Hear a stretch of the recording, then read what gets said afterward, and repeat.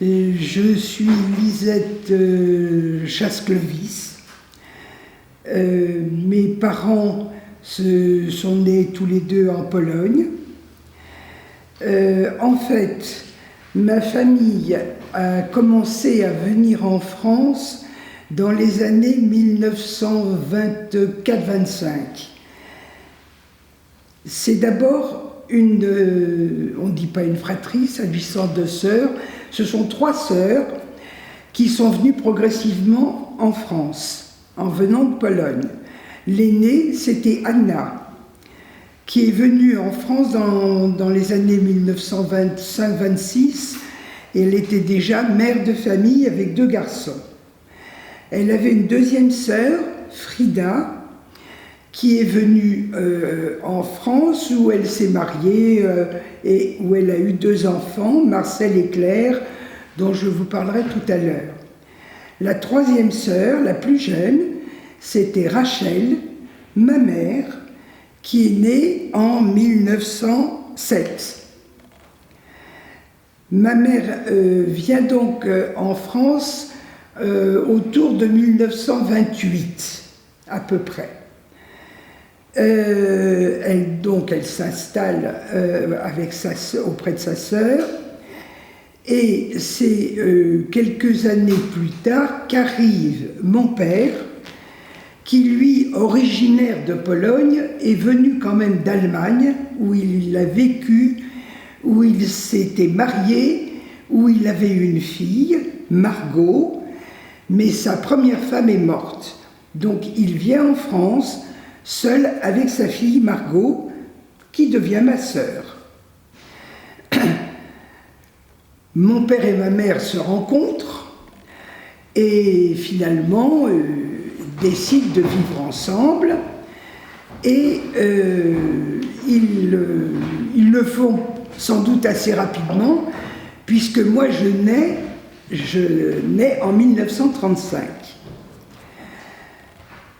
J'arrive donc en 1935, je grandis dans cette famille, entourée de mon père, de ma mère et de cette sœur qui avait avec moi à peu près 7 ans de différence. Et nous vivons heureux à Paris, dans le quartier de Montmartre, dans un immeuble en bas duquel il y avait un commissariat de police. Et quand j'étais petite et que je chantais beaucoup et je faisais un peu le pitre, j'allais voir les agents de police du commissariat et je faisais un peu un petit numéro. Bon, tout ça jusqu'au moment où il y a l'exode. Vous savez que au début de la guerre, lorsque les Allemands sont venus en France, beaucoup de populations se sont repliées pour aller vers des régions moins touchées. C'est ce qu'on appelait l'exode, et mes parents sont partis pour se mettre un peu à l'abri des armées allemandes qui débarquaient en France. C'est au cours de ce déplacement que mes parents ont fait connaissance d'une famille de paysans dans les Deux-Sèvres, exactement à La Ferrière, à côté de Parthenay. Là, il reste quelque temps. J'ai récupéré quelques photos de cette époque où on voit mon père, ma mère, on voit aussi, on voit les enfants. Bref, c'est là qu'on fait connaissance de cette famille des Deux-Sèvres. Et quand les choses se calment, ma famille remonte sur Paris. On est à peu près en 1940. Voilà, le début de la guerre. Et arrive le moment où tous les Juifs sont touchés par les dispositions que le gouvernement de l'époque prend à leur égard. Les Juifs doivent se déclarer, donc mes parents le font bien régulièrement, et puis on est très vite appelés à porter la fameuse étoile jaune qui nous distinguait aux yeux de tous. On était les mal-aimés. On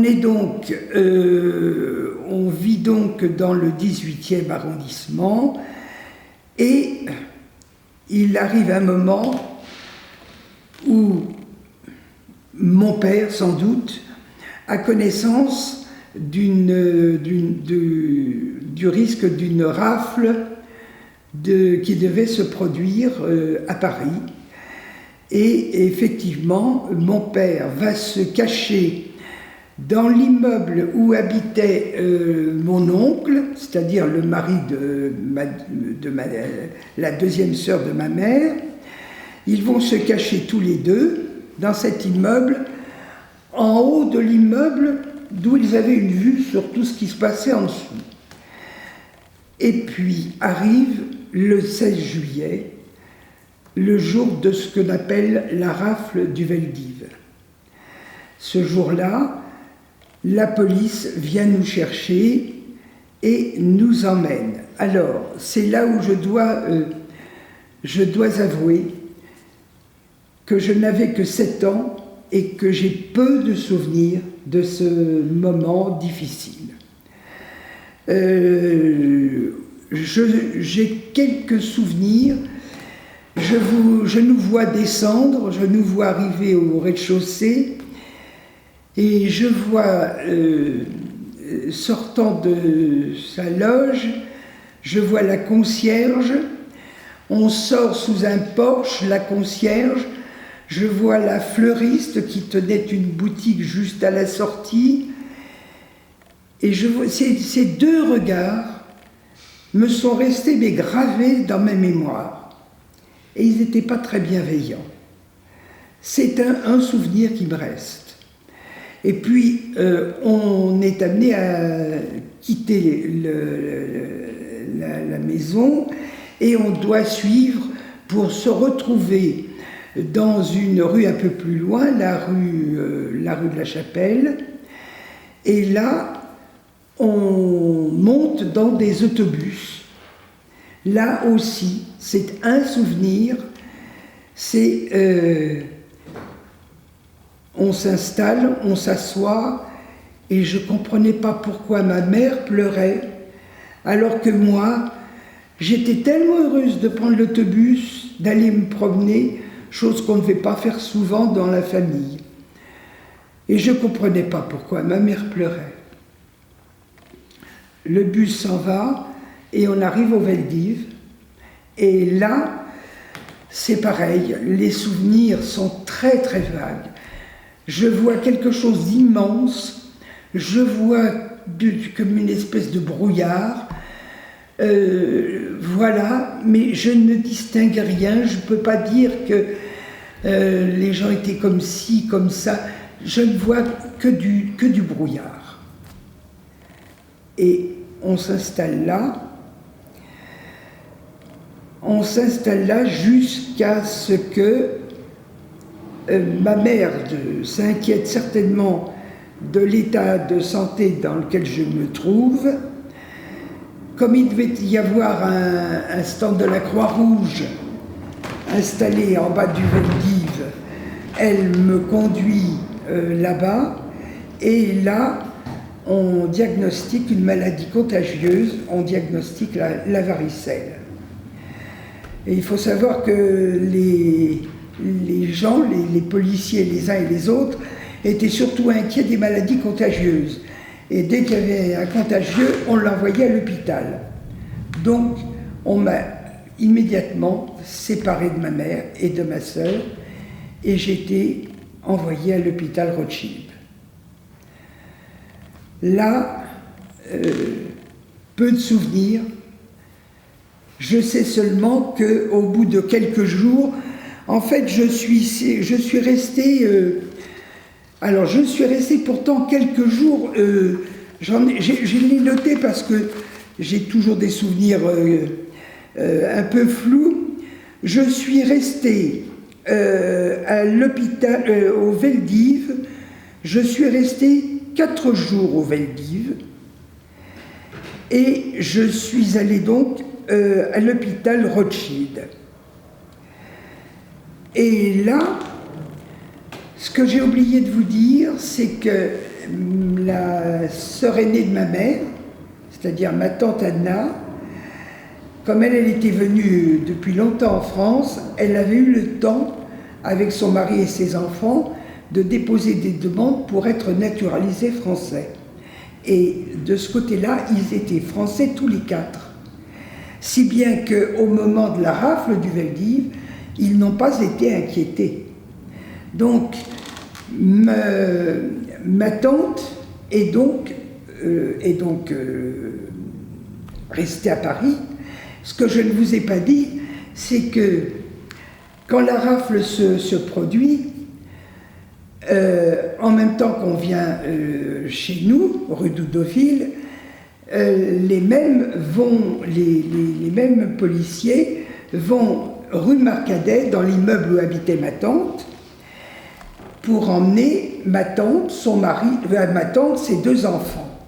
Et le mari qui s'était caché en haut de l'immeuble voit qu'on emmène sa femme et ses enfants, et lui, tout simplement, il descend, il les rejoint. Et c'est là où lui part avec sa famille. Tandis que mon père, lui, voyant ce qui se passait, essaie de remonter à notre maison, et là il constate que nous étions déjà partis. Il va donc voir le commissaire qui lui dit ne t'inquiète pas, je vais m'occuper de les faire sortir. Bref, mon père, du coup, reste à la maison, dans l'appartement qu'il occupait, et il est informé par ma mère qui me confie à la Croix-Rouge, quand elle est au Veldiv, qui me confie à la Croix-Rouge, c'est que son mari n'a pas été pris, puisqu'elle sait qu'il s'est caché. Elle sait aussi que sa sœur étant française, ne va pas être arrêtée. Donc elle fait passer un message par l'association des Israélites qui était au sein du Veldiv pour jouer le rôle un peu d'intermédiaire entre les uns et les autres. L'association envoie une lettre à ma tante pour la prévenir que j'ai été enlevée du Veldiv et que je suis à l'hôpital. Et à ce moment-là, ma tante, avec mon père, viennent à l'hôpital, rencontrent le médecin et ils arrivent à convaincre le médecin de me laisser sortir de l'hôpital alors qu'ils étaient normalement, les policiers étaient obligés de récupérer les personnes qui avaient été malades, qu'on avait hospitalisées, mais qui devaient retourner soit au Veldiv, soit aller dans les camps qui accueillaient les gens arrêtés, soit à Drancy, soit dans les deux camps près d'Orléans, le camp de Beaune-la-Rolande et le camp de Pithiviers. Donc, nous sommes installés, donc moi je sors de l'hôpital entre les mains de mon père et de ma tante, qui se débrouille, je passe sur les détails, pour entrer en contact avec cette famille Dupont que mon père avait connue pendant l'Exode. Donc, ils prennent en contact avec cette famille, leur demandent si elle est disposée à m'accueillir, ils répondent favorablement, et c'est à ce moment-là que je suis envoyée dans les Deux-Sèvres avec une amie de mes parents qui va également m'accompagner dans les Deux-Sèvres pendant cette période. Et c'est comme ça que je passe 2 années dans cette famille pendant la guerre et que les choses pour moi se passent on ne peut mieux. Alors si vous voulez, on peut s'arrêter là, peut-être que si vous le souhaitez, on va voir si vous avez des questions. Donc pour revenir en fait sur une chose que vous aviez dit dans un entretien, vous dites que donc, la varicelle, c'est le miracle de votre vie. Alors, est-ce que vous pouvez détailler ces mots, s'il vous plaît. C'est le miracle de ma vie, dans ce sens que si je n'avais pas eu la varicelle, je serais restée aux Valdives, et jusqu'au moment où j'aurais accompagné ma mère et ma sœur, qui se sont retrouvées à Beaune-la-Rolande quelques jours après. Et c'est de Beaune-la-Rolande que ensuite le départ s'est fait vers Auschwitz. Donc le miracle pour moi, c'est d'avoir été séparée de tous ces groupes qui étaient destinés à partir vers les camps d'Allemagne. C'est un vrai miracle.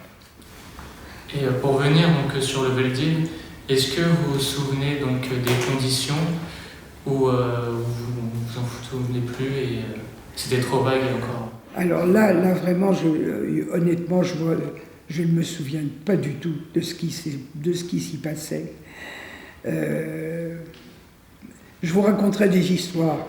Je ne me souviens pas, le peu que j'ai, c'est cette espèce de grand brouillard, de grand... voilà, c'est grand, mais vraiment c'est tout. C'est tout. Alors, je voudrais vous poser une question. Oui. Dans votre histoire, vous avez dit que votre père venait de Pologne, mais vous n'avez pas parlé si vous avez habité là-bas ou est-ce que c'est juste que vous êtes resté en France pendant toute votre vie? Alors, à partir du moment où ma mère d'un côté, mon père de l'autre, ont décidé de quitter l'une la Pologne, l'autre l'Allemagne, la Pologne et l'Allemagne, hein. À partir du moment où ils sont arrivés en France, ils ont formé une famille et à partir de ce moment-là, tout le monde est resté en France. Personne n'est plus reparti en Pologne. D'ailleurs, compte tenu de ce qui se passait en Allemagne et en Pologne, ils n'avaient plus aucun intérêt à repartir. Je ne dis pas que leur intérêt était de rester, puisque malheureusement, ça s'est mal terminé. Dernière question peut-être sur la période qui précède la rafle. Vous étiez toute petite, vous portiez l'étoile jaune bien sûr. Et est-ce que vous avez des bribes de souvenirs, des sentiments, des émotions de ce moment-là où vous disiez que vous étiez les mal-aimés? Je vous cite. Alors, d'abord, je suis allée à l'école. D'ailleurs, je suis en train de faire des recherches et je confondais dans mon esprit, je ne savais plus dans quelle école nous avions été, ma sœur et moi, entourés qu'on était de deux écoles. Bon. Et je suis allée récemment aux archives de Paris, des écoles de Paris. J'ai retrouvé l'école où était ma sœur, donc je pense que c'est celle-là. De cette école, je n'ai pas gardé de souvenir. Par contre, je n'ai jamais eu un souvenir qui m'aurait dit que pendant le temps où j'y étais, j'ai subi des conséquences malheureuses du fait que je sois juive.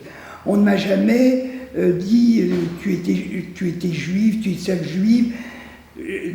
Non, aucun souvenir, pas plus de ça que d'autres choses. Maintenant, je sais dans quelle école j'étais, et je sais d'ailleurs que j'ai appris récemment, et j'en ai la photo, qu'une plaque se trouve dans cette école à la mémoire des enfants qui sont passés dans l'école et qui ne sont pas revenus des camps de concentration. Le nom de ma sœur y figure. Donc voilà. Alors d'autres souvenirs de cette période, si j'en ai un, il y a dû y avoir, dès le début de la guerre, rapidement, des bombardements, et je revois dans l'appartement où nous étions, je revois la fenêtre et je revois, on n'était pas loin au nord de Paris, du Bourget, je revois des flammes, et j'entends des bruits, un bruit de bombardement. C'est à peu près le souvenir que j'ai. de cette période. Alors, les souvenirs avec ma sœur, j'ai le souvenir que elle me bichonnait, bien sûr, puisque j'étais la petite dernière. Je nous revois. Alors, nous vivions dans un appartement et en contigu, il y avait une grande pièce qui servait d'atelier pour mon père qui était ailleurs. Et quand on revenait de l'école, on allait souvent dans cet atelier et c'est là où ma sœur se faisait souvent gronder parce qu'elle travaillait mal à l'école. Et ça, je m'en souviens, la pauvre. Voilà les souvenirs que j'ai de cette période où nous étions simplement heureux, comme toute famille heureuse, réunie, et voilà. Donc vous allez avec ce couple de voisins, il me semble, qui va avec vous à la Ferrière? Alors, c'est pas des voisins. Les voisins, il y avait des voisins qui étaient très, très accueillants pour nous, mais il y avait surtout le fait que mes parents, comme ils travaillaient tous les deux, ma mère et mon père travaillaient ensemble, il y avait une amie de la famille, Madame Hénou, que j'appelais Minou, qui effectivement et avait elle-même des soucis parce que son mari, travaillant au chemin de fer, risquait d'être appelé pour le service obligatoire. Et comme ils avaient envie de se cacher eux aussi, c'est eux qui m'ont accompagné, qui m'ont emmené dans les Deux-Sèvres, puisque là-bas, la famille Dupont était prête à accueillir tout le monde. Voilà. Le trajet, enfin le voyage jusqu'à là-bas a dû être assez compliqué, non? En 1942, est-ce que c'était compliqué? Eux étaient bien français. Eux ne souffraient d'aucune suspicion de quoi que ce soit. Il y avait le fait que j'étais avec eux, sans doute avec des papiers tout simples. Moi, est-ce que j'étais déjà déclarée? Je me souviens plus de l'âge auquel on était obligé de porter l'étoile. Parce que moi, j'ai pas le souvenir de l'avoir portée. Je ne le sais pas. Et je ne sais pas si à 7 ans, je ne sais plus à quel âge l'obligation était faite de porter l'étoile.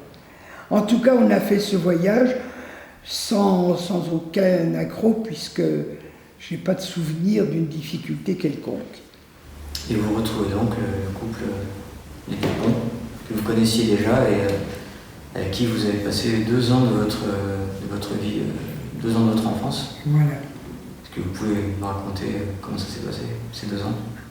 Alors, la famille Dupont, c'était une famille de paysans. Ils avaient une ferme avec des vaches laitières, avec la culture. Alors, ils avaient 4 enfants, 3 garçons, une fille. 2 garçons, quand je suis arrivée, qui étaient pratiquement majeurs, presque. Une fille qui allait se marier. Et puis, il y avait le petit dernier, Yves, que j'appelle toujours Vivi, et qui avait mon âge. Donc, ça a été un copain d'enfance, un ami d'enfance, avec lequel on a fait plein de choses et plein de bêtises dans les champs, voilà. Donc, ces 2 années se sont passées. On est resté très longtemps à l'abri de la guerre. Il y avait pourtant des Allemands qui étaient plus ou moins stationnés dans la commune de la Ferrière, mais il n'y avait pas de mouvement, rien. Il y avait le fait que monsieur et madame Dupont, que j'appelais tonton et tata, étaient des gens très, très, très gentils, qui me couvaient, qui étaient d'une grande gentillesse. Et puis, voilà, on a vécu la vie normale, on allait à l'école, Vivi et moi. Le dimanche, on allait à la messe. Alors, Vivi allait au catéchisme, mais moi, je n'y allais pas. En plus, je dois dire qu'on n'avait pas du tout changé mon nom. Et finalement, les gens dans ce village de la Ferrière, on savait bien que j'étais juive. Ça se savait bien. Mais ça se savait bien, mais à ceci près que la famille Dupont était une très très belle famille, très appréciée, très aimée des voisins, du voisinage, de la famille, et personne n'a imaginé aller dénoncer le fait qu'il y avait un enfant juif qui était dans leur maison. Donc les 2 années se sont passées là-bas mieux que n'importe quel enfant, même de Paris, parce que nous, on n'a pas souffert ni de la présence des Allemands, ni des difficultés alimentaires, puisque dans la ferme, on cultivait tout ce dont on avait besoin. C'est en cela que, pendant très très longtemps, je ne voulais pas parler de cette période, parce que je considère que par rapport à d'autres, c'était le bonheur. Quand d'autres souffraient, moi j'étais dans une situation la plus heureuse possible. Et ça, jusqu'au moment où la guerre va s'achever, il y a eu quelques difficultés dans les dernières semaines, où il y a eu quelques tirs entre les Allemands et les résistants. Un jour, en sortant de l'école, Vivi et moi, on se retrouve pris dans une espèce de fusillade qui se lance dans cette route qui nous amenait du village à la ferme. Il y avait environ, il devait y avoir 1 ou 2 kilomètres, qu'on faisait tous les deux à pied. Et là, le bruit des mitraillettes fait quand même que dans le village, il y a quelqu'un qui nous voit et qui nous ramasse et qui nous emmène chez une couturière de la famille en nous disant « vous restez là et vous attendez qu'on vienne vous chercher ». Voilà ce qu'a été la guerre pour moi pendant les Deux-Sèvres. Voilà. Vous avez été éloigné donc, de la souffrance chez les Dupont, mais vous avez été éloigné de vos parents, très très jeune. Donc quel est le sentiment par rapport à cela? Alors, c'est épouvantable, une jeunesse, d'être enfant, de ne souffrir de rien sauf de l'absence de ses parents, mais sans en avoir une conscience aiguë. J'aurais été en vacances dans les Deux-Sèvres, ça aurait été pareil. On m'a tellement choyée et entourée que l'absence de mes parents, je la supportais, j'ose pas dire vaillamment, mais ça n'est qu'après, quand je suis revenue à Paris et que je suis retournée en classe, ça n'est que là que j'ai commencé à me rendre compte que je n'avais plus de parents. En fait, quand ma tante est venue me chercher en 1944, elle s'était repliée dans l'Aveyron, elle était à Rodez, elle est donc venue me chercher, et nous avons vécu 1 année à Rodez avant qu'on remonte à Paris. Et on s'est retrouvés à Paris en 1945. Et là, il se trouve qu'en arrivant, on constate que l'appartement de mes parents est vide, est libre, inoccupé et vide. Tout était parti. Bref, nous, du coup, on se réinstalle dans cet appartement que je n'ai quitté que le jour de mon mariage. Et là, effectivement, je me rendais bien compte qu'il manquait des choses, et notamment, ce qui a été le plus dur, c'est quand ma tante, en 1945, allait à l'hôtel Lutetia. Je ne sais pas si vous avez entendu parler, si vous connaissez l'hôtel Lutetia à Paris, ou si vous en avez entendu parler. C'est un grand hôtel qui se trouve sur le boulevard Raspail, à Sèvres-Babylone, Et c'est là que les rescapés des camps de concentration, quand ils revenaient en France, étaient dirigés vers l'hôtel Lutetia, où les familles venaient les chercher, où ils retrouvaient leur famille. Et là, les gens qui étaient là et qui attendaient le retour de membres de leur famille pouvaient venir là. Je me souviens que nous, on avait découpé des photos pour avoir le visage de mon père, de ma mère et de ma sœur, et on allait demander « Est-ce que vous les avez vus? Est-ce que vous les avez connus? Est-ce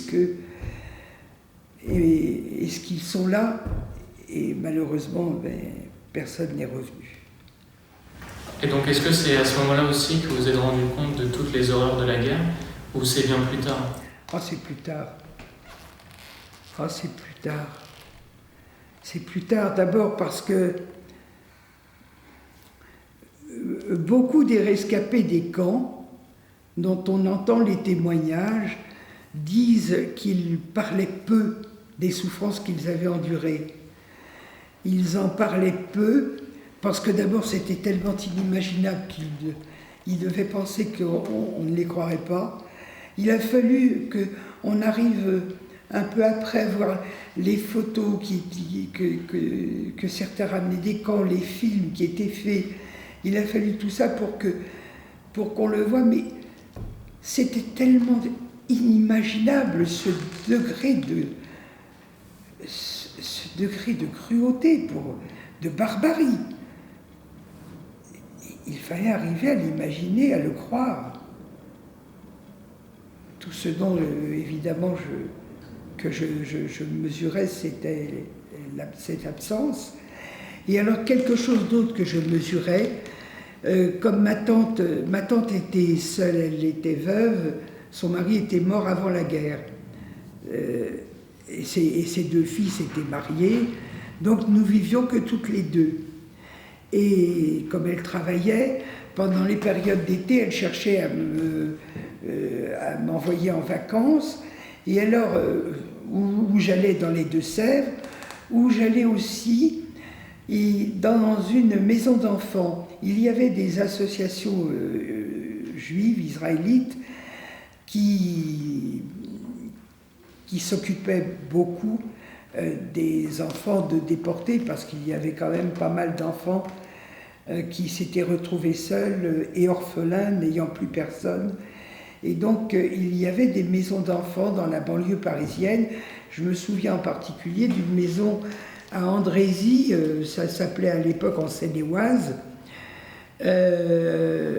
Et là-bas vivaient toute l'année des enfants dont la famille était morte et qui se retrouvaient orphelins. Et donc, j'allais, l'été, ils prenaient, ou l'été ou pendant les vacances, et ils acceptaient d'autres enfants juifs qui venaient passer quelques jours. Et c'est là où moi je voyais la différence, car moi je venais y passer 15 jours et j'avais ensuite le foyer, alors que eux, leur foyer, c'était cette maison d'enfants. Alors, une question. Oui. Quand vous avez réalisé que Quand vous avez réalisé que vous n'avez plus ce qui est arrivé à votre famille, Oui. est-ce que vous avez partagé vos sentiments avec votre tante ou Vivi ou quelqu'un, ou est-ce que vous avez tout gardé à l'intérieur? Alors, j'ai partagé, tu sais, j'ai partagé avec ma tante. J'ai partagé avec ma tante parce que quand même pendant plusieurs 2 ou 3 ans, on cherchait toujours à essayer de voir si on pouvait apprendre quelque chose de quelqu'un ici ou là. Et par ailleurs, je suis allée très vite dans les Deux-Sèvres pour les grandes vacances, parce que ma tante, on a toujours gardé le contact avec la famille Dupont. Donc moi j'y suis allée souvent pendant les vacances.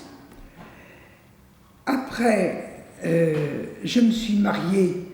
Les premiers qui ont connu mon mari, c'est eux. Je suis venue présenter mon mari. Après, j'ai eu un fils. Et bien pour les vacances, il allait là-bas. Et je vais vous dire, Noël dernier, je descendais pour le réveillon de Noël dans le Marais Poitevin, dans une partie de la famille, et je passe à côté des Deux-Sèvres. Je passe un petit coup de fil. Allô Vivi, tu es à la maison? J'arrive, tu m'offres le café? Je passe. Et j'étais encore, il y a 3 mois, chez Vivi. Voilà, donc tu vois que c'est une présence telle que pendant longtemps, je n'ai pas pensé à en faire plus que ça, puisque je les voyais, j'y étais. Il a quand même un beau jour, je me suis quand même décidé un beau jour à demander pour eux la médaille des justes. Malheureusement, quand je m'y suis prise, ils venaient de mourir, ils étaient morts depuis peu. J'ai donc fait la demande en 2017. J'ai fait la demande pour leur obtenir la récompense de la médaille des justes. Et j'ai préparé tout un dossier. En un an, le dossier a été examiné, accueilli favorablement, et la médaille leur a été attribuée. Et ils ont maintenant une stèle à leur mémoire dans la commune de La Ferrière, où ils m'ont accueilli, et dans la commune de Saint-Pardoux, où ils sont enterrés, et d'où est originaire la famille. Donc dans les deux communes, les 2 maires se sont mis en accord tous les deux pour organiser une cérémonie dans l'un, une cérémonie dans l'autre. Et je dois dire que l'ambassade d'Israël, qui était présente à une cérémonie, a dû apprécier tout cela, puisque les 2 maires ont été invités à aller à Jérusalem faire un voyage avec Yad Vashem, l'association qui délivre ces récompenses. Dans toute cette histoire, il y a le rôle du village dans lequel vous étiez, La Ferrière en Parthenay, Oui. qui a l'air avoir été épargné en quelque sorte par les horreurs, par beaucoup des horreurs de cette guerre. En tout cas, quand on vous écoute et quand on le lit dans ce livre qui a été consacré à votre enfance. Ce qui est étonnant aussi, c'est que pourtant il y avait des Allemands. Il y avait des Allemands qui étaient là et vous cohabitiez avec eux, ils étaient là. Et vous n'avez jamais été dénoncé. Comment est-ce qu'avec le recul, vous expliquez ça? D'abord, il n'y en avait pas beaucoup au village de La Ferrière, hein. Il était quelques-uns.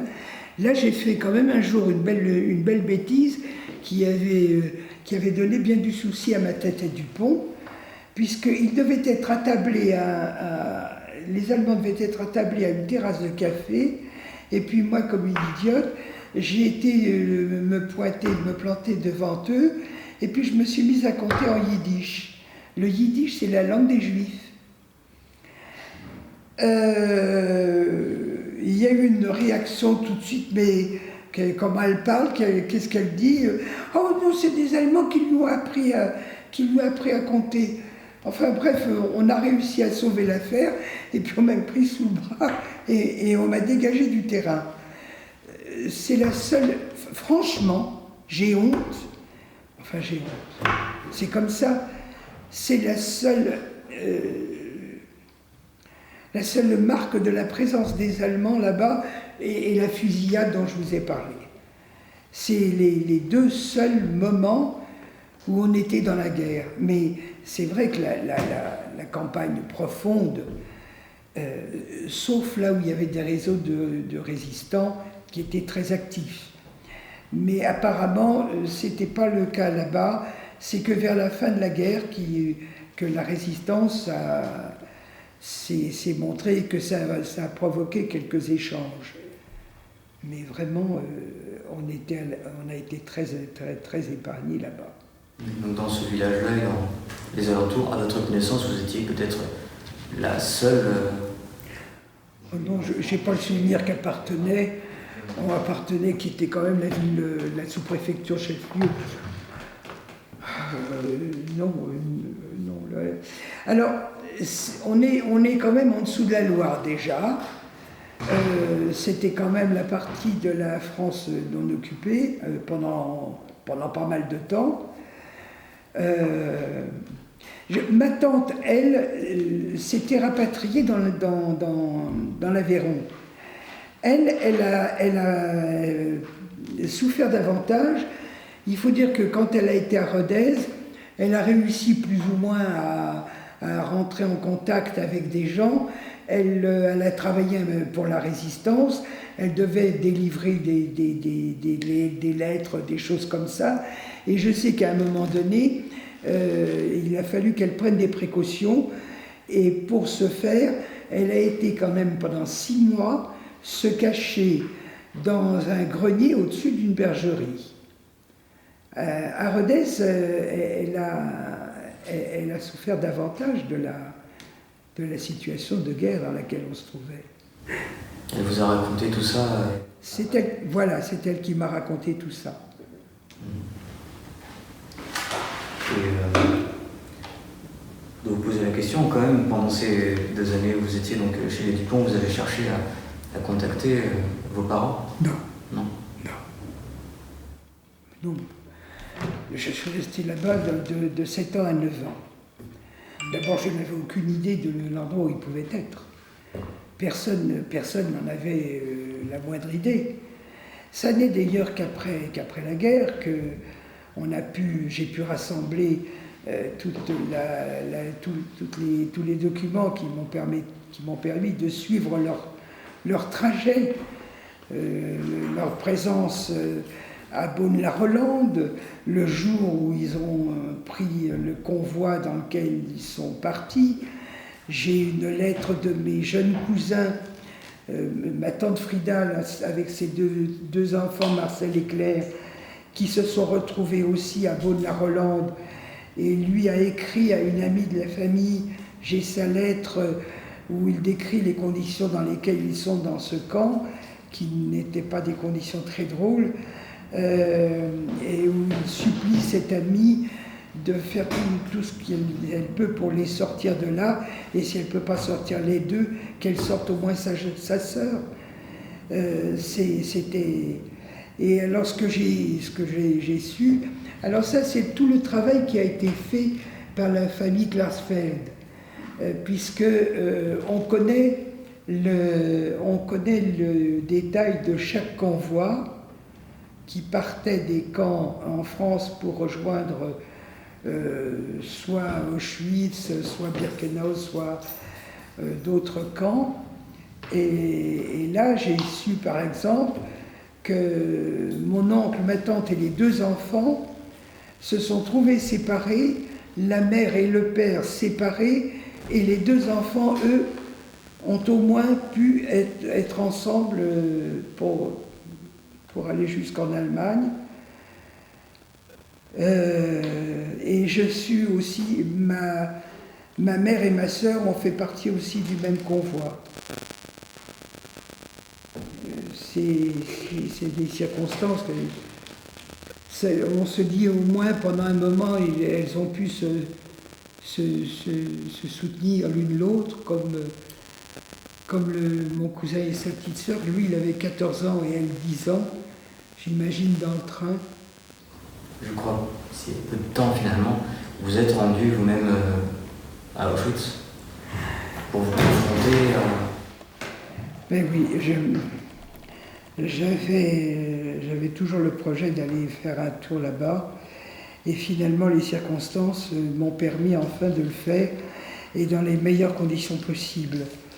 Vous avez vu que j'ai fait la connaissance d'un professeur d'histoire qui est actuellement très, très impliqué dans tout ce qui concerne la Shoah.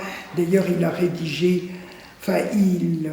a dirigé une équipe qui a rédigé le livre sur le dernier état de la Shoah. Donc, il se trouve qu'une famille dont il avait fait la connaissance souhaitait faire le voyage aussi. Il m'a demandé si je voulais aller seul ou avec cette famille. Et bien sûr, j'ai préféré y aller avec cette famille. Et nous avons fait le voyage à 9, dans les meilleures conditions, c'est-à-dire que souvent dans les établissements scolaires où on fait ce genre de voyage, on part le matin avant l'aube et on rentre le soir. Nous y sommes allés 3 jours. Donc le premier jour, ça nous a permis de nous promener un peu dans Cracovie, qui est une ville magnifique. Et le lendemain, nous sommes allés à Birkenau. Je n'avais pas réalisé qu'en fait, quand on parle d'Auschwitz, c'est 2 camps distincts. Il y a Birkenau, qui est immense. Et là aussi, il y a le fameux Porsche avec Arbeit macht frei. Et quand on arrive là à Birkenau, c'est une immensité avec ou des baraquements longs avec cheminées, ou des cheminées seules parce que les baraquements ont été détruits. Il n'y a pas de crématoire à Birkenau. Il n'y a qu'un bâtiment où arrivaient les gens d'un train, et c'est là où ils posaient leurs affaires. Mais ça, c'était avant 1942, c'était pour les déportés qui venaient des pays de l'Est, et avant que soient installées les chambres à gaz. Et là, une fois qu'on avait fait se dépouiller les gens dans un bâtiment, on les faisait sortir en leur parlant de douche, et en fait, ils sortaient dehors, au-dessus d'une série de fossés qui étaient préparés, et on les mettait devant, on tirait, ça tombait, et il n'y avait plus qu'à brûler les corps. Et il y avait derrière un champ immense où étaient répandues les cendres de ces gens qui venaient, eux, des pays de l'Est. C'est plus tard c'est après l'arrivée des déportés de France que les crématoires ont commencé à fonctionner. Et alors dans l'autre camp d'Auschwitz, alors là à Auschwitz, c'est très différent, c'est des bâtiments, alors dans des bâtiments d'un étage, dans un bâtiment il y a des vitrines derrière lesquelles vous trouvez des tas de cheveux. Un autre bâtiment, c'est des tas de chaussures. Encore un autre, c'est des objets, des gobelets, des bols, des trucs comme ça. Et puis il y a un bâtiment dans lequel se trouvent alors sur des espèces de grands parchemins, des listes de tous les gens qui sont passés là-bas, où j'ai retrouvé mon père, j'ai retrouvé le nom de mon père, j'ai trouvé le nom de mes cousins, j'ai pas trouvé celui de ma mère ni ma sœur. Et c'est une journée vraiment qui ne peut pas laisser indifférent, moi j'ai encore du mal à m'en remettre aujourd'hui. Et à quel moment vous êtes dit que c'était le moment d'aller à Auschwitz ? Oh, c'est les circonstances qui ont fait que... C'est vrai que pendant des années, j'étais plutôt sur la réserve de ne pas voir ça. ne pas voir ça. Et puis bon, les années passant, c'était au contraire, j'avais vu aussi quelques documents à la télévision, quelques déplacements. J'avais vu aussi, j'étais à 2 doigts de profiter d'un voyage du lycée Marguerite Yourcenar à Morangis, qui devait partir pour une journée, puis je crois que c'est le Covid qui est arrivé là-dessus, le voyage a été annulé. Mais alors, c'était devenu, dans ma tête, c'était devenu un impératif. Alors maintenant, je n'abandonne pas l'espoir d'y retourner, mais cette fois-ci avec la famille de mes enfants et petits-enfants. Et aujourd'hui, qu'est-ce que vous ressentez à l'égard de ceux qui ont fait les horreurs à votre famille, et aussi le commissariat de police qui a arrêté votre père? Alors, je pense que c'est ma tante qui avait dû avoir une information. D'ailleurs, il y a eu un moment où ma tante et mon père sont restés ensemble entre le moment où ma mère est arrêtée et où mon père est arrêté, et avant que je parte dans les Deux-Sèvres, ma tante et mon père sont ensemble. Donc ça, c'est quelque chose que ma tante a dû recevoir de meilleures mains. Et j'ai toujours entendu dire après que c'était un Corse qui était au commissariat de police et qui n'avait rien fait pour préserver mon père.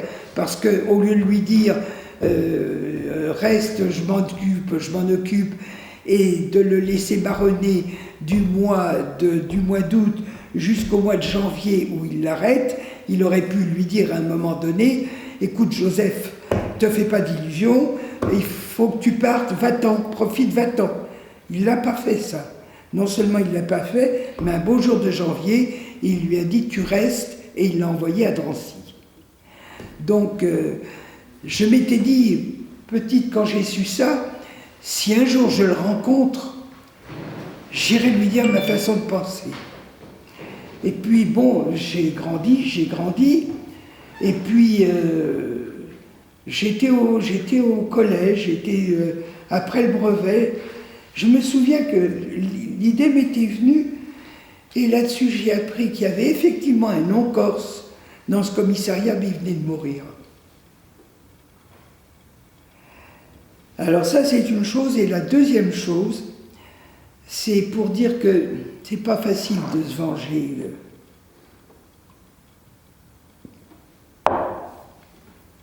Quand on était à Rodez avec ma tante, je nous revois un jour en train de nous promener dans la ville. La guerre n'était pas finie, hein. C'est en 44, entre 44 et 45. Je nous revois nous promenant dans Rodez autour de la cathédrale, et tout d'un coup, on croise un jeune homme, un Allemand en uniforme. Et je vois ma tante éclater en sanglots. Et quand on va plus loin, elle me dit, moi je disais que si je voyais un Allemand, je l'aurais tué, mais j'ai pu rien faire. Au fond, on n'a pas forcément la vengeance collée au cœur. On a le chagrin, on a la peine. Voilà. J'imagine que, au fur et à mesure du temps, ça a été dur pour vous de raconter votre histoire de votre vie. Mais est-ce que c'est devenu un peu plus facile le plusieurs fois que vous avez raconté? Oui, tu as raison. À partir du moment où je sens que ça peut intéresser, que ça peut apprendre quelque chose, que ça peut faire prendre conscience d'une situation, que ça peut être utile, alors maintenant je le fais plus volontiers et je le fais sans difficulté. Comme là, si j'ai un message à faire passer, c'est que vous êtes jeune, pour vous c'est de l'histoire tout ça, mais il n'empêche que quand, moi je fais partie des derniers qui sont encore des survivants, quand il n'y aura plus personne, c'est vous qui devrez faire vivre cette mémoire. C'est vous qui aurez à charge de faire en sorte d'essayer de faire comprendre aux gens qu'on est tous, on fait tous partie du genre humain, qu'on n'a pas de raison de se tuer les uns les autres, qu'il n'y a pas de différence entre les cultures, entre les religions, entre les couleurs de peau. On est tous pareils, c'est ça que vous aurez à faire. Je ne peux pas vous dire qu'aujourd'hui mon espoir soit très grand, parce que quand je vois ce qui se passe en Ukraine, moi je m'étais toujours dit plus jamais ça. Le problème c'est qu'aujourd'hui on le revoit, et c'est d'une grande tristesse. Mais si vous, moins dans votre entourage, vous pouvez transmettre ce dont vous avez entendu parler par les gens qui l'ont vécu. Quand vous entendez des gens qui disent « mais les camps de concentration, c'est pas vrai, c'est de l'histoire, tout ça », vous savez que c'est vrai. Quand on vous dira « mais les juifs, ils n'ont pas souffert autant qu'ils le disent », vous savez qu'il y en a 6 millions qui sont morts. Voilà, c'est ça l'intérêt qu'il y a pour vous, c'est d'avoir entendu la vérité de la part de gens qui l'ont vécu, et ça vous pouvez en être sûr, c'est pas des histoires, c'est vrai. Et quand est-ce que vous avez dit, ça y est, c'est le moment de me confier, de transmettre le message? Ah ben alors écoute, c'est tout à fait par hasard. Il y a quelques années, c'était le 80e anniversaire, je crois, de la libération des camps. Une grande manifestation était prévue à Paris. Il y avait, je crois que c'était encore Chirac, il y avait le président d'Israël, Benjamin Netanyahou, qui venait. Il y avait une grande cérémonie qui était prévue du côté du boulevard du Bir Hakeim. Bon, voilà le décor. Quelques jours avant, moi, j'entends parler de tout ce qui se prépare, je décide, tiens, si j'allais passer un dimanche à Bonne-la-Rolande, à côté d'Orléans, pour visiter les camps.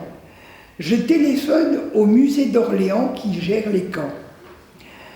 Et je demande, bonjour madame, est-ce que le musée est ouvert demain dimanche?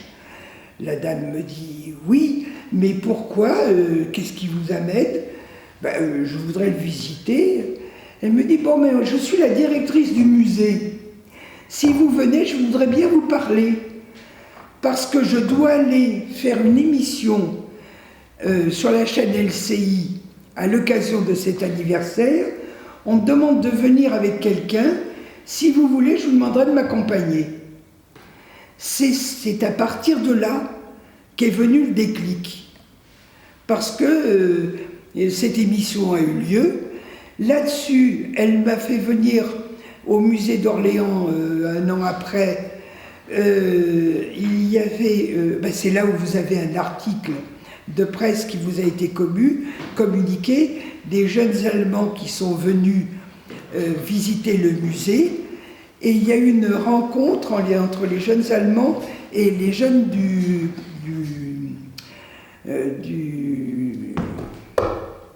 collège voisin. Il y a eu cette rencontre, et c'est là où elle m'a fait intervenir, poser des questions, et progressivement je me suis aperçu qu'effectivement il pouvait y avoir un intérêt à expliquer tout ça, à faire vivre un peu toute cette histoire qui est encore vivante dans les cœurs des survivants. Vous dites que pendant longtemps vous vous êtes senti coupable, Ouais. et quelque part pas vous sentir légitime pour porter cette parole-là à la place des autres. Ouais. En quoi est-ce que ce sentiment de culpabilité s'est transformé aujourd'hui? Bon, la culpabilité, j'ai fini par me dire que c'est tout de même pas de ma faute si je suis en vie. Mais c'était ce sentiment de culpabilité, je l'avais quand j'entendais des témoignages de gens qui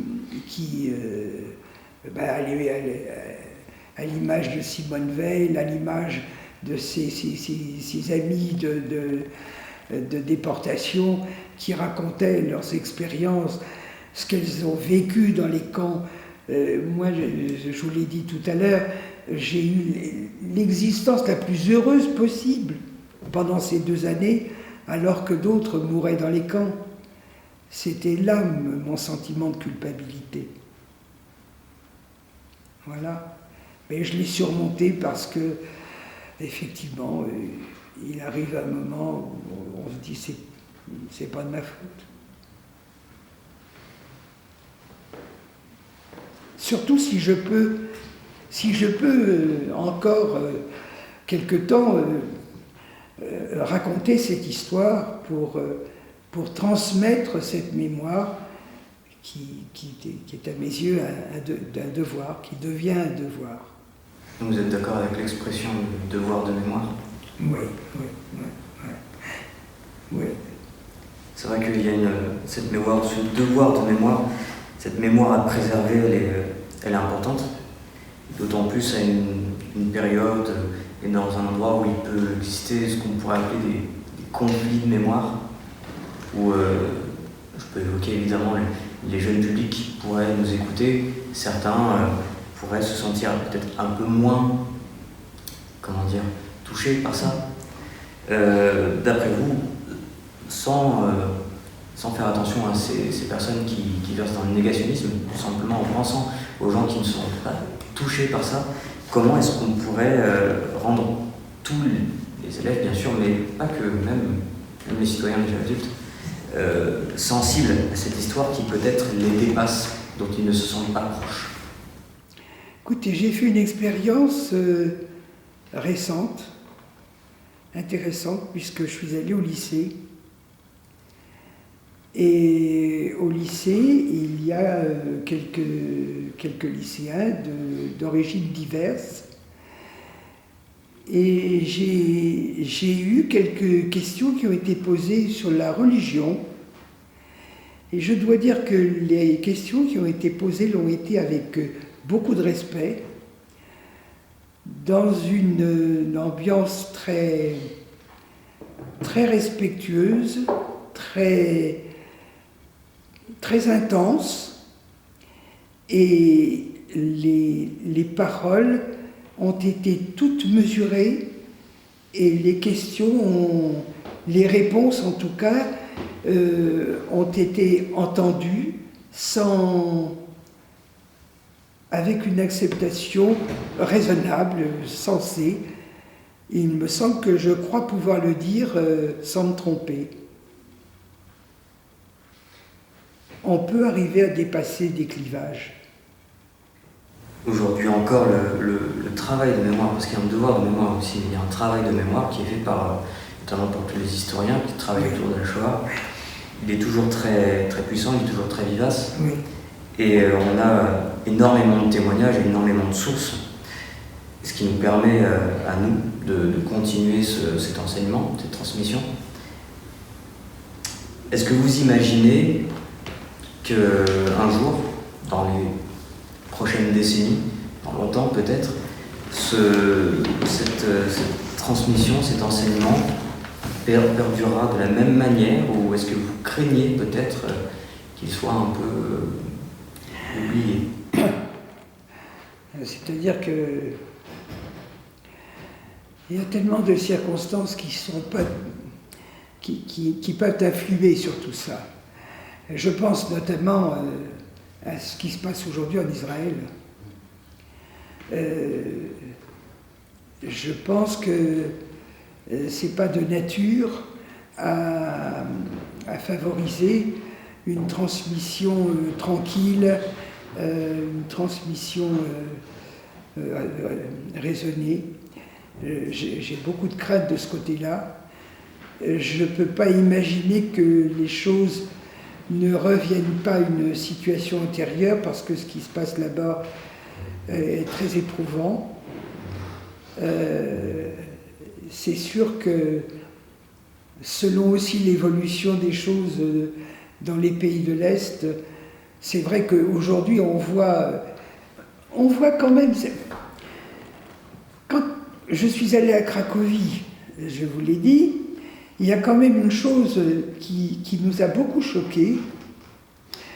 La partie historique de la ville de Cracovie, qui encore une fois est magnifique, comporte, comme toutes les villes de tourisme, des vitrines, des magasins de souvenirs, où on trouve des portraits, des images. Et il y avait en particulier une vitrine avec des petits tableaux sur bois, vous savez, où on voit une tête avec un bonnet, un nez comme ça, une barbe comme ça, et le tas d'or devant, à Cracovie. Ça nous a fait un choc. Peut-être que toi tu ne te rends pas compte. Avant la guerre, quand on parlait des Juifs, on dessinait la tête d'un Juif, on le caricaturait. Et c'était effectivement l'homme, tu sais, le vieil homme sur son tas d'argent, avec sa perruque, ses longs cheveux, sa barbe, et puis ce tas d'or devant. C'était comme ça qu'il y avait des affiches dans Paris qui invitaient les gens à aller dans un musée où on exposait la tête des Juifs, comme s'ils avaient des têtes particulières pour les reconnaître. Il y avait une exposition. Donc, si tu veux, quand on a vu ça à Cracovie, ça a été un peu un choc. Voilà des tas de choses auxquelles on se heurte. C'est cette image que certains cultivent. Moi, j'étais très frappée de lire un livre Pascal Horry, qui est de l'Académie française, et qui s'appelle, je crois, La haine du juif, et qui explique que depuis la nuit des temps, les juifs sont poursuivis d'une haine inexplicable. Ça, je vous en conseille la lecture, vraiment. Ça permet d'avoir un peu une idée de cet univers dans lequel, pourquoi... je ne sais pas s'il y a d'autres tribus, si on peut appeler ça une tribu, qui soient comme ça l'objet d'une telle haine, d'une telle... je ne sais pas, je ne crois pas.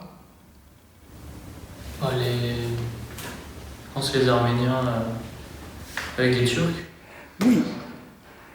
Oui, c'est vrai que les Arméniens, oui, il y a eu quelques génocides. Si on voit aussi en Rwanda, entre voilà.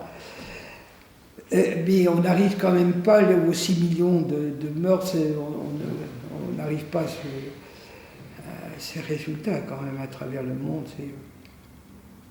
Alors comment vous expliquez ça? Eh bien, il faut lire le livre, hein. Il n'a pas d'explication. Non, franchement, hein, je vous assure, ce livre, je le recommande, parce qu'il faut se farcir les 20 premières pages, parce qu'elles sont un peu difficiles, mais après, ça se lit avec une grande facilité. Il n'est pas épais, mais il décrit bien tout ce qui traverse les siècles. Vous êtes assez, quand même, sur votre dernière réponse, il y a quand même pas mal de craintes sur l'avenir de cette transmission et surtout l'avenir, tout court, au vu de ce qui se passe un petit peu partout dans le monde, parce que peut-être qu'on n'est pas épargné par certains sentiments ici non plus.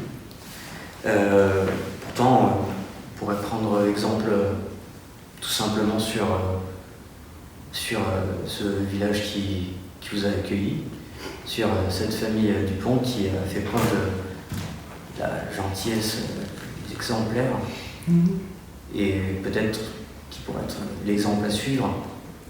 Ouais. Oui, je partage tout à fait cette appréciation. Et je crois que c'est un mot de Badinter qui disait, quelque part, si je le retrouve,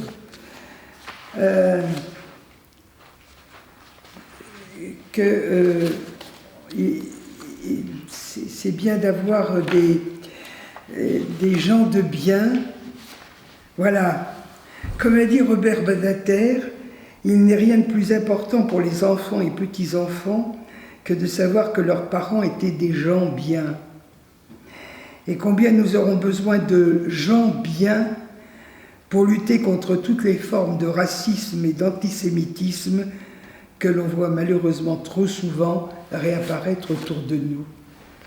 Et je crois que cette parole de Robert Badinter m'offrira la plus belle des conclusions. Moi, c'est juste sur votre livre. Est-ce que quelqu'un vous a poussé à écrire le livre ou c'était une initiative personnelle? Ah, c'est une initiative de l'auteur. Et je dois vous dire que sur le coup, j'ai été assez choquée et j'ai fini par accepter de jouer le jeu. Mais bon, parce que romancer tout ça, ça me paraissait... Mais c'est quelqu'un qui vit dans le village et qui s'intéresse à l'histoire. Et d'ailleurs, vous regarderez dans la liste de ses productions, il s'intéresse à des tas de choses, cet homme. Voilà, moi j'y suis pour rien. J'ai simplement accepté de relire les épreuves et éventuellement regarder s'il y avait quelques corrections à faire, mais je n'y suis pour rien. Et en plus, quand il y a des souvenirs qui sont un peu précisés, il le doit à Vivi, qu'il a vu longuement, parce que Vivi a beaucoup plus de mémoire que moi. Et c'est Vivi qui a redressé quelques-unes de mes erreurs. Parce que vous avez quand même de la mémoire. J'ai pas de mémoire. Oui. Un petit peu. Moi, ma question, c'est à propos de ce qu'on peut faire, nous, les enfants et les personnes un peu plus âgées. Est-ce que vous avez un conseil à donner aux personnes qui nous regardent? Le seul conseil que je puisse te donner, c'est celui de bien rechercher la vérité, de ne pas te laisser abuser par des gens qui croient savoir des tas de choses. Et quand tu ne sais pas, il faut aller chercher la vérité, il faut faire des efforts, mais ne pas écouter ce que disent n'importe qui. Quand tu vois aujourd'hui qu'il y a des gens qui osent sur les réseaux sociaux, ce qu'on appelle les réseaux sociaux, aller raconter que les camps de concentration, ça n'existe pas. Quand tu comprends, quand tu lis des choses comme ça, il faut tout de suite aller chercher de la documentation. Et aujourd'hui, des livres, des revues, on peut se tourner. Il faut surtout ne pas croire ce que disent les gens comme ça, a priori. Il faut bien vérifier la vérité. Voilà. Merci beaucoup. Merci à vous. Merci.